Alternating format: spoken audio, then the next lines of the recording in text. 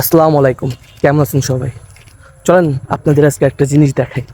পর্যটন স্থান বাদে সুন্দর একটা প্লেস। আজকে আমরা দেখব চকবাজার উচ্চ বিদ্যালয়, যেটা তৈরি হয়েছিল 2014 সালে। আসল কথা কি, বিদ্যালয়টা দেখানোর মতো ওরকম কোনো কিছুই নাই।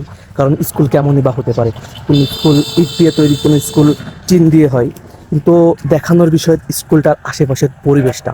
যেমন এই দেখেন, স্কুলটা আছে ওই দূরে, তার দুই পাশে ধান ক্ষেত, মাঝখান দিয়ে একটি মাটির রাস্তা চলে গেছে। তার আশেপাশে ছাগলরা ঘাস খাচ্ছে।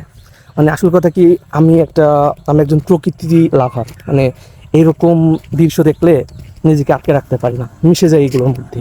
এই যে সবুজ ধান, এগুলো আমার কাছে ধান মনে হচ্ছে না, মনে হচ্ছে এক টুকরো সমুদ্র। যেদিকে তাকাই না কেন, শুধু সবুজ আর সবুজ। আমি যেখানে থাকি এখানে বেশিরভাগ সময় ধানটাই বেশি হয়, কারণ অনেক সময় বন্যা হয়, অনেক সময় বৃষ্টিতে অন্য ফসল হয় না। সেজন্য আশেপাশে আপনি যেখানে তাকাবেন শুধু ধান, ধান আর ধান।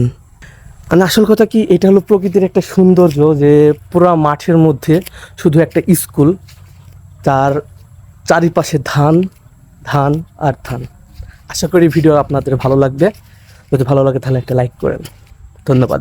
আজকে এই পর্যন্তই কি।